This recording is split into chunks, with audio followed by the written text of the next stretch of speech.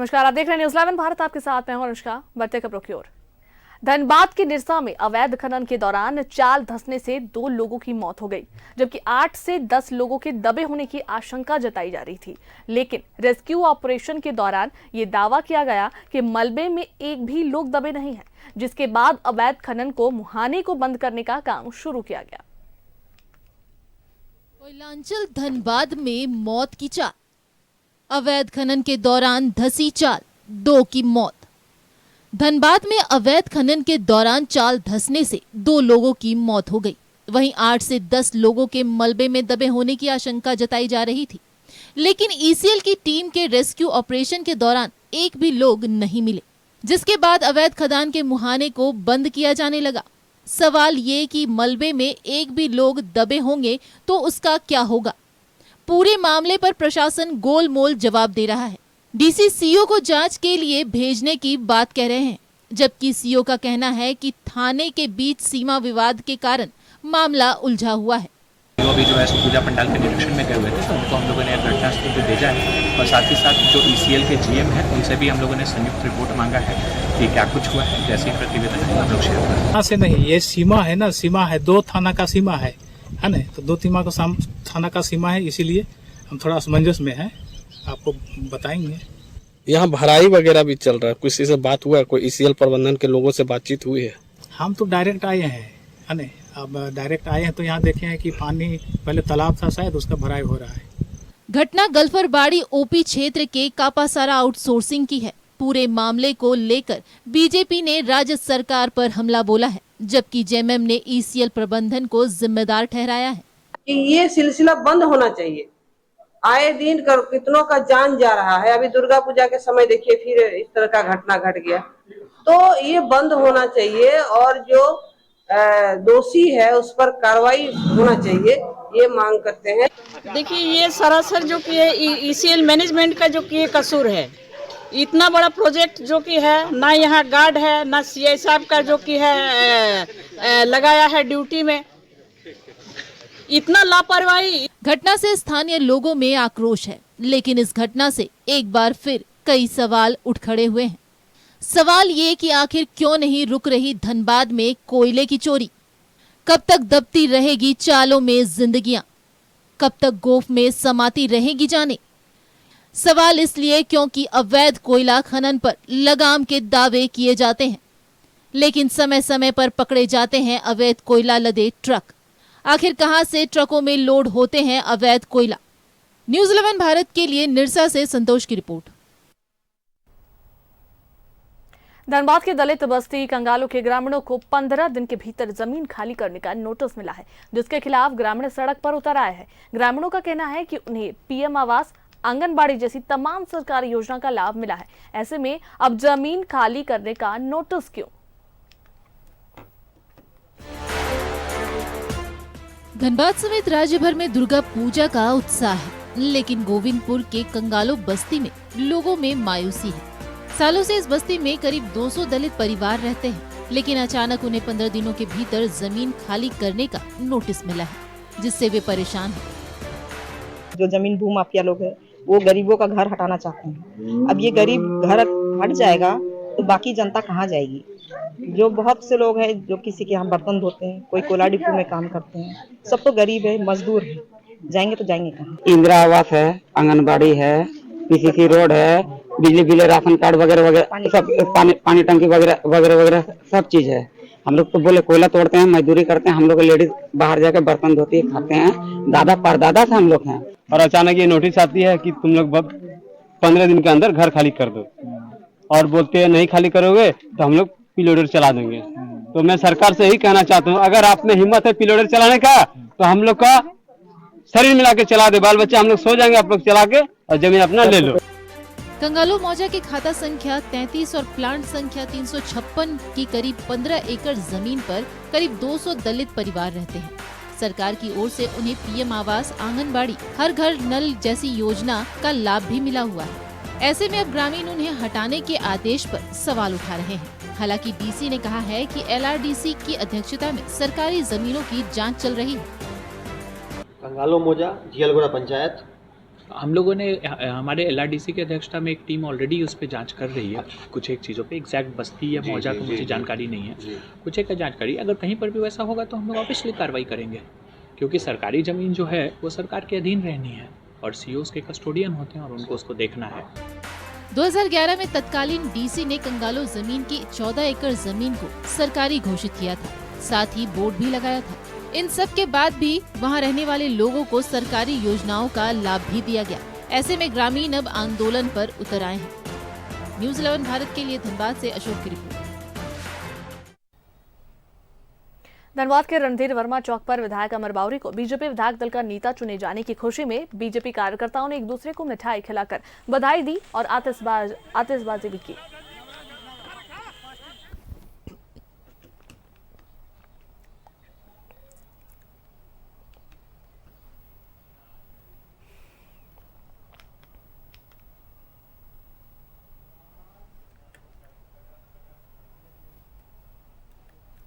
चंदनकार के बीजेपी विधायक अमर बावरी को बीजेपी विधायक दल के नेता बनाए जाने पर उनके विधानसभा क्षेत्र में समर्थकों ने जश्न मनाया और लोगों के बीच मिठाइयां बांटी। स्थानीय सुभाष चौक पर ग्रामीणों की भीड़ उमड़ी। इसके लिए सब बीजेपी के केंद्रीय और प्रदेश नेतृत्व के साथ सांसद और विधायकों को बधाई दे रहे हैं।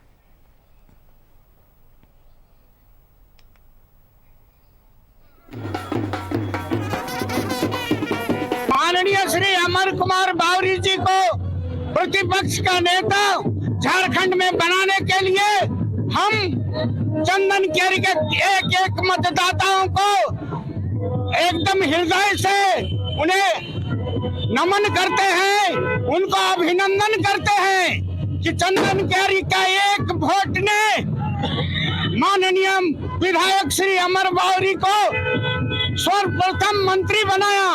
झारखंड में 3 विभाग दिया गया। उसके बाद चंदनकेरी के मतदाताओं ने दूसरा वोट मारा। आज विधानसभा में प्रतिपक्ष के नेता के रूप में हमारे नेता, लोकप्रिय नेता श्री अमर कुमार बावरी जी को मनोनीत किया गया है। माननीय श्री अमर कुमार बावरी जी को अमर बावरी को बीजेपी विधायक दल का नेता और JP पटेल को सचेतक बनाने पर सियासत तो शुरू हो गई है। कांग्रेस और JMM ने इसे लेकर बीजेपी पर तंज कसा है और कहा है कि बीजेपी में जमीनी नेताओं की अनदेखी हो रही है, बाहरी नेताओं के भरोसे पार्टी चल रही है। अमर बावरी को बीजेपी विधायक दल का नेता और JP भाई पटेल को सचेतक बनाने पर सियासत शुरू हो गई है। JMM और कांग्रेस ने निशाना साधते हुए कहा है कि बीजेपी को अपने नेताओं पर विश्वास नहीं है। दल नेता उन्हीं की JVM से, बाकी आप जानते हैं सचेतक जिनको बनाया गया है वो भी दूसरे दल से आए हैं।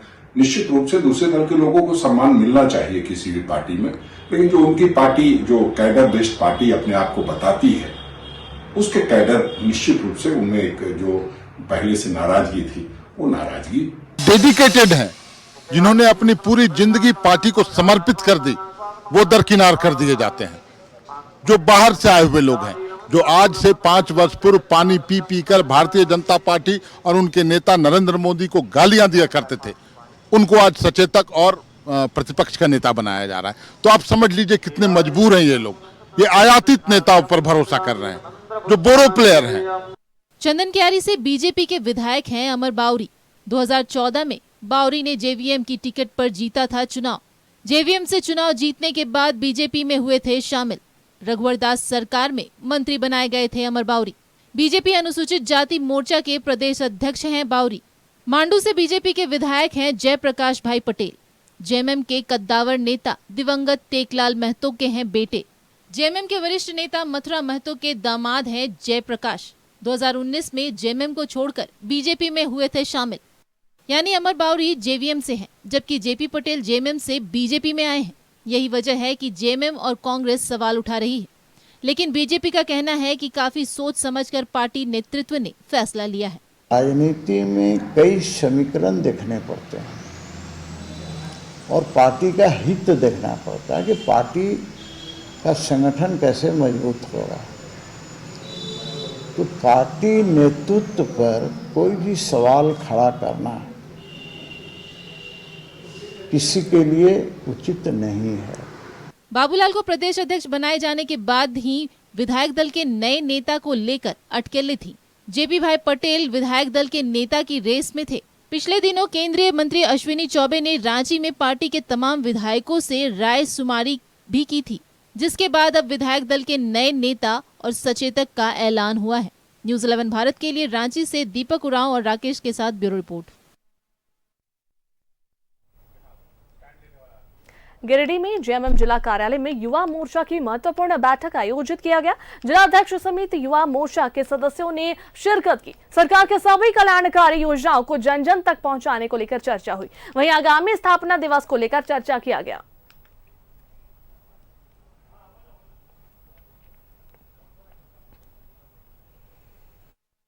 इक्यानवे में झारखंड मुक्ति मोर्चा ने युवाओं की महत्ता को समझते हुए पार्टी में एक प्रकोष्ठ, युवा प्रकोष्ठ का गठन 16 अक्टूबर 1991 को केंद्रीय समिति की बैठक में की गई। आज गिरिडीह जिला झारखंड युवा मोर्चा के तमाम प्रखंड और झारखंड युवा मोर्चा गिरिडीह जिला इकाई बागमारा की बयारडीह पंचायत के मुखिया पति पर पीडीएस दुकानदार के साथ मारपीट और ई पॉश मशीन तोड़ने का मामला सामने आया। वहीं पीडीएस दुकानदार ने बयारडीह के मुखिया गिरिजा देवी के पति मुन्नू भुइया ने किसी बहाने जबरन राशन लेने का आरोप लगाया। राशन नहीं देने पर मारपीट और ई पॉश मशीन को तोड़ने का आरोप लगाया है। दुकानदार ने सोनाडीह ओपी में शिकायत की और पुलिसिया कार्रवाई से नाराजगी जताई है। वीडियो को भी लिखित शिकायत दी। वहीं मुखिया पति ने कहा कि 29 सितंबर को ग्रामीणों ने पीड़ित दुकानदार पर अनियमित राशन वितरण करने का आरोप लगाया था। वीडियो को लिखित मांग पत्र देकर समुचित जांच करने का मांग किया है।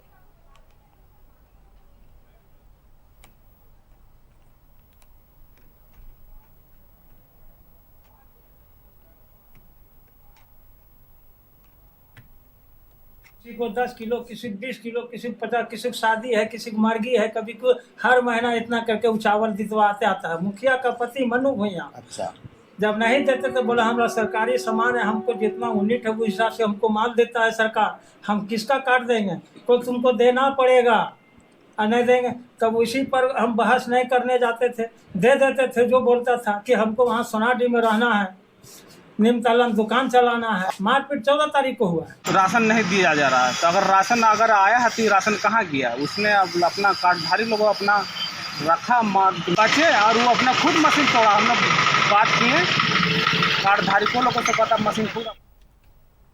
बोकारो के बांधडीह दक्षिणी पंचायत के मांझीडीह के गुनुलाल मांझी की नहाने के दौरान बंशी बांध में डूबकर मौत हो गई। घटना की जानकारी होने पर जरीडीह पुलिस मौके पर पहुंची। स्थानीय गोताखोर के सहयोग से उसका शव निकाला गया। पुलिस ने शव को पोस्टमार्टम के लिए भेज दिया है। गुनु मांझी मजदूरी करने के बाद तालाब में नहाने पहुंचा था। दूसरे छोर पर उसकी पत्नी नहा रही थी। अचानक वह तालाब के बीच में डूबने लगा। पति को डूबता देख पत्नी ने शोर मचाया, लेकिन आसपास किसी के नहीं होने की वजह से वह डूब गया। बरवाडा थाना क्षेत्र की सोनरिया काजू बगान के पास बाइक सवार अपराधियों ने फ्यूजन माइक्रो फाइनेंस कंपनी के कर्मचारी से लगभग 42,000 रुपए की छिनताई कर ली और फरार हो गए। कर्मचारी रितेश ने बरवाडा थाना में इस संबंध में प्राथमिकी दर्ज कराई। कंपनी के ब्रांच मैनेजर ने बताया कि कर्मचारी महिला समूहों से कलेक्शन कर लौट रहे थे कि यह घटना घटी। पुलिस इस मामले की छानबीन कर रही है।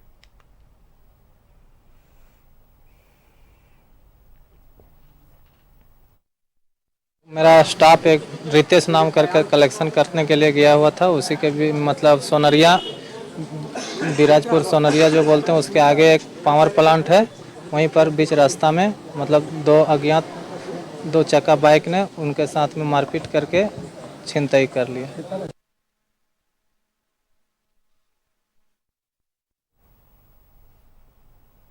गिरिडीह में आने वाले पर्व त्योहार को लेकर उत्पाद विभाग अलर्ट है। उत्पाद अधीक्षक ने बताया कि विभाग खास तौर पर अवैध शराब के कारोबार पर नजर बनाए हुए है और इसे लेकर लगातार कानूनी कार्रवाई की जा रही है। साथ ही कहा कि किसी भी कार्रवाई में संचालकों द्वारा किसी भी प्रकार की लापरवाही बर्दाश्त नहीं की जाएगी।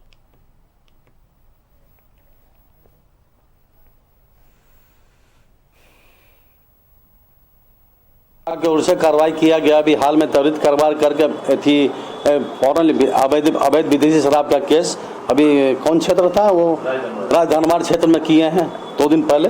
कल भी आपको ताराटान में आज करवाए हैं। इसके पहले कल भी करवाए थे, मुफस्सिल थाना के अंतर्गत भी कल केस करवाए हैं। डेली हम अभियान चालू किए हैं। यस, इसमें कोई शिकायत नहीं आएगा आपको, है ना। जहाँ से भी शिकायत आएगा अवैध वसूली का तो हम उस पर तुरंत कार्रवाई करेंगे। बिल्कुल उसको कहने के बाद गलत बात है। मेरे पास अगर शिकायत आता है तो तुरंत कार्रवाई करेंगे। धनबाद में दुर्गा पूजा में की विधि व्यवस्था को सुचारू बनाए रखने के लिए कंट्रोल रूम का डीसी वरुण रंजन ने निरीक्षण किया। पूजा के दौरान सभी क्षेत्रों की जानकारी समय समय पर यहां से मिलती रहेगी। कंट्रोल रूम में नगर निगम, स्वास्थ्य विभाग, विद्युत विभाग के अलावा मजिस्ट्रेट की भी नियुक्ति की जाएगी। साथ ही अग्निशमन वाहन और अतिरिक्त सुरक्षा बल की भी तैनाती की जाएगी।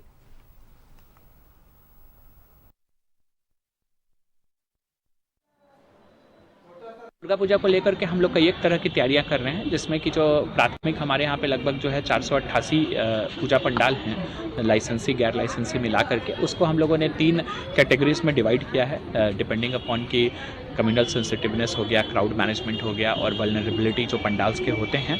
तो जिसमें जो कैटेगरी ए है जो सबसे सेंसिटिव हमारे लिए है, जिसमें लगभग 40 पंडाल आ रहे हैं। उसके बाद कैटेगरी बी हम लोगों ने बनाया और कैटेगरी सी भी बनाया है।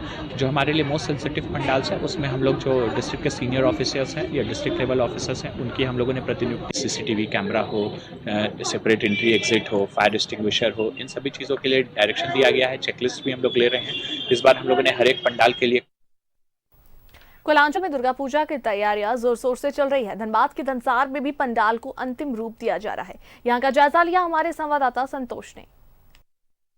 मौजूद हैं धनबाद के धनसार में दुर्गा पूजा के पंडाल में, जो कि काफ़ी पुराना पंडाल माना जाता है। यहाँ के पंडालों की हर साल कुछ न कुछ विशेषता रही है। इस साल की विशेषता ये है कि इस पंडाल के अंदर जो सामान जो उपयोग किया गया है वो मिट्टी का घड़ा का उपयोग किया गया है और यहाँ के मेंबर में सांसद भी इन्वॉल्व रहते हैं और यहाँ की जो मूर्ति है उसमें कुछ न कुछ विशेषता होती है। इस साल की मूर्ति में विशेषता ये है कि वो मूर्ति जो है वो सिर्फ थर्माकोल से बनाया गया है। तो आइए इस सब बीचों यहाँ के कुछ मेंबरों से हम बात करते हैं। निर्देश दिया गया है आप लोगों को? हमको निर्देश दिया गया कि सबसे पहले महिलाओं को लेकर अगर समुचित व्यवस्था किया जाए। महिला वॉलेंटियर भी रहेंगी, उनके लिए महिला शौचालय का भी व्यवस्था किया गया है और हमेशा हमारे वॉलेंटियर तैनात रहेंगे कि किसी तरह का महिला के साथ दुर्व्यवहार ना हो। और इस बार 13 लाख समथिंग। इस बार क्या विशेषता है आपके पंडाल की?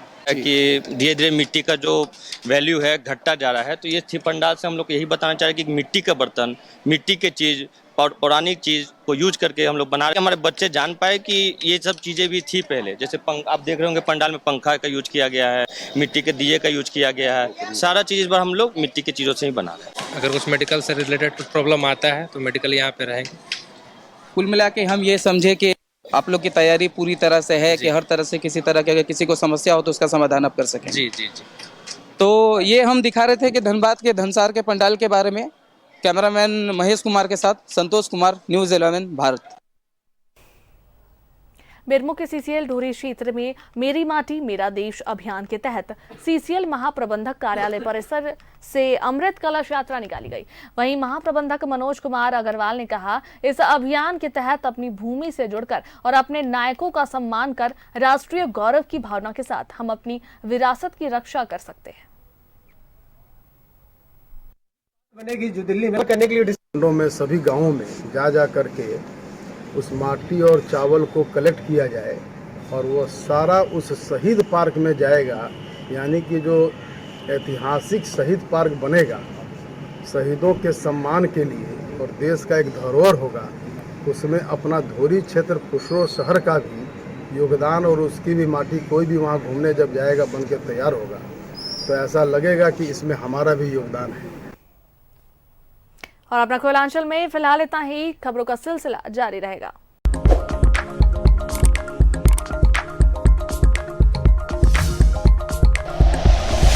Like and share videos, subscribe करें हमारा चैनल और प्रेस करें बेल आइकॉन। न्यूज़ 11 भारत, सच है तो दिखेगा।